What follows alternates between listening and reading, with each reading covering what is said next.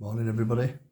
Friday the 29th of August and another day in my daily diary of looking after my wife with Parkinson's and dementia. When I got up this morning at 7:15, Angie wasn't in her bed and I hadn't heard anything. So I shot off and got round and she was on the floor. But luckily the barricade I'd put up, it involves that crash mat. So she was actually lay on the crash mat, which she'd pushed over. But there was all sorts underneath it. So I don't know how long she'd been there. She was cold, so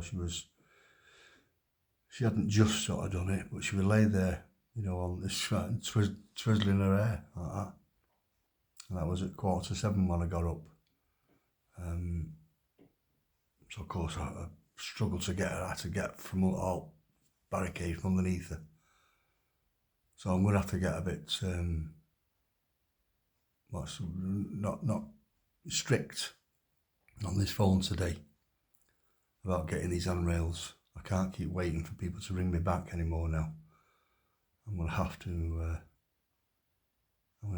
be on the case today over them, because nobody's got back to me yet, not even the rapid response team.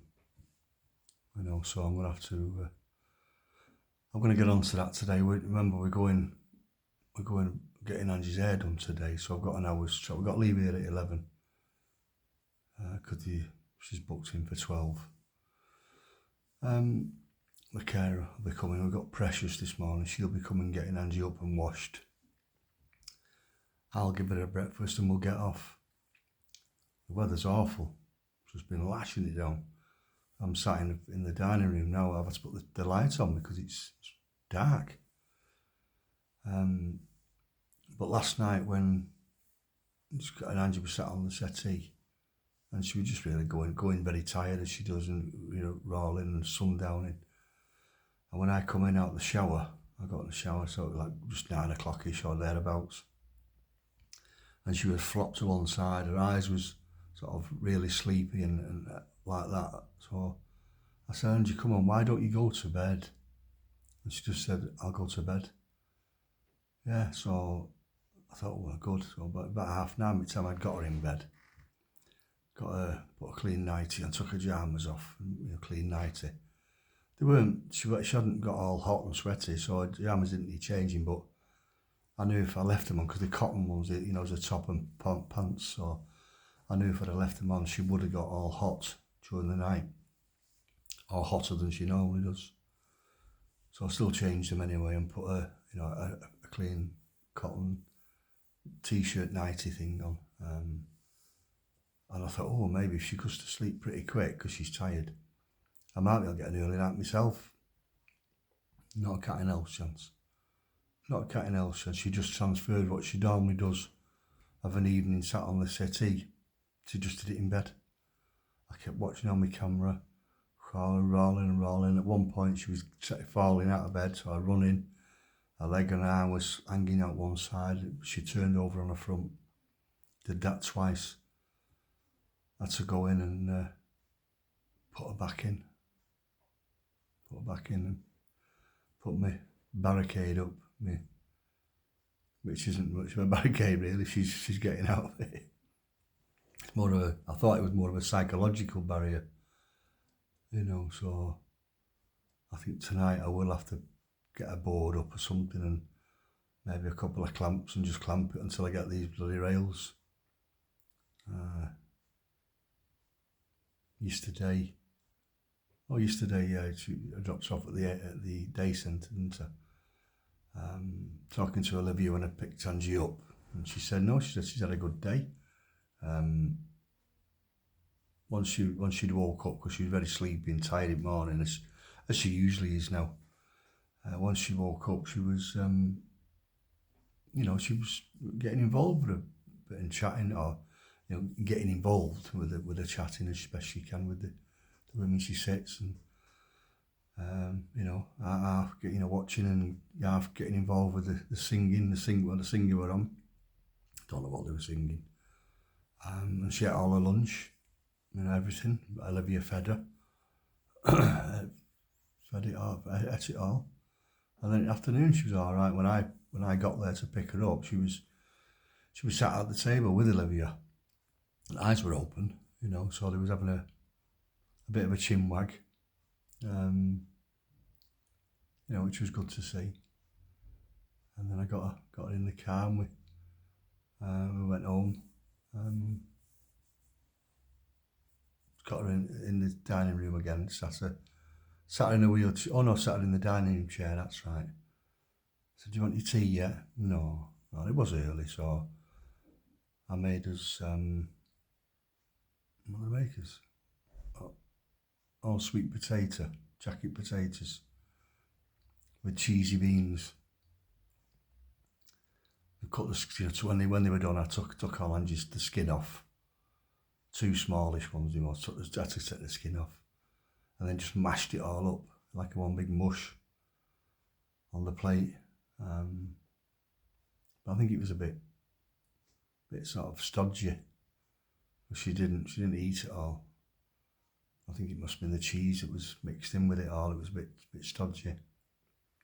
She probably ate half of it, so probably like one small jacket spud really with cheese and beans.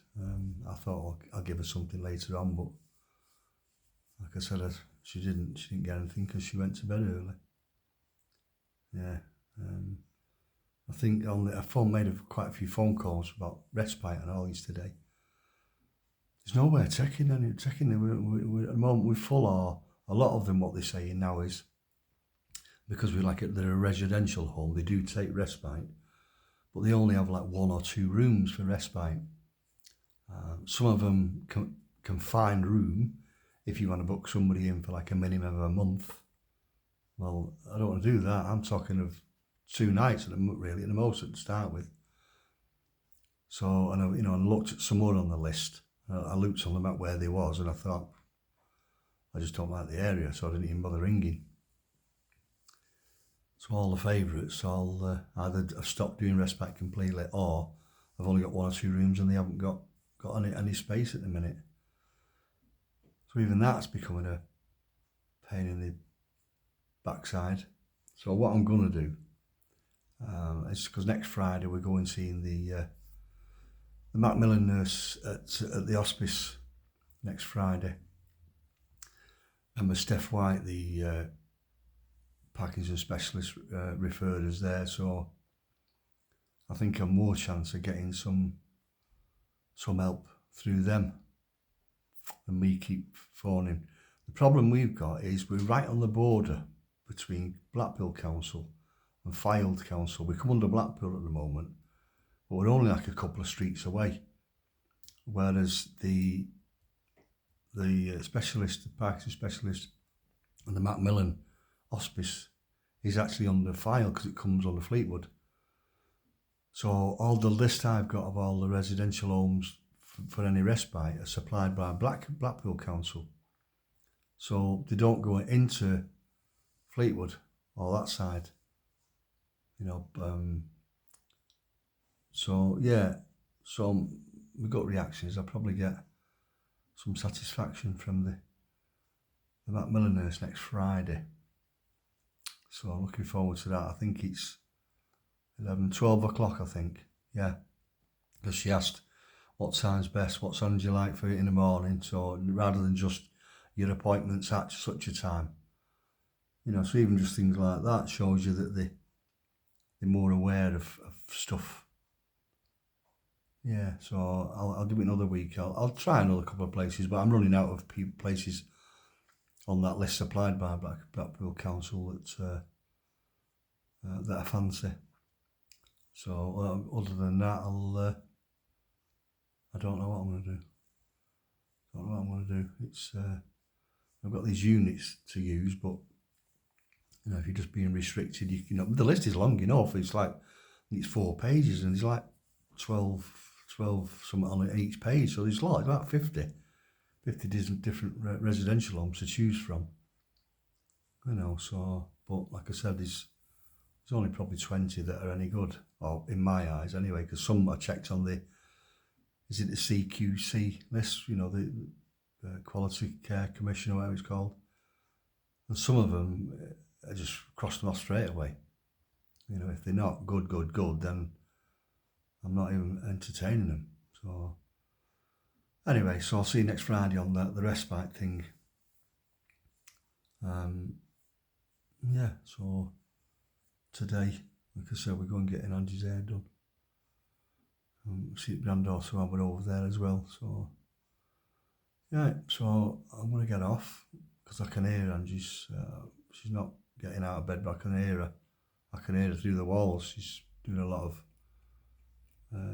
humming and groaning and what have you. So I'm going to check on her, make me brew, and get her breakfast ready for when the carer comes. Okay, so I'll do another one tomorrow. What is it tomorrow? Saturday, isn't it? Tomorrow morning. Yeah, might start, if I'm not going out tomorrow, I might start doing a little bit of packing.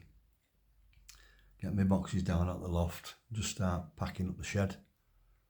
Because I've got all my tools all on racks and it's all racking in the shed and everything. Just make a start for when we move. I know it's nowhere near yet, but it has to be done. So I might do it tomorrow if we don't end up going out. Or I might start it anyway and get some boxes done. That'll make me feel better.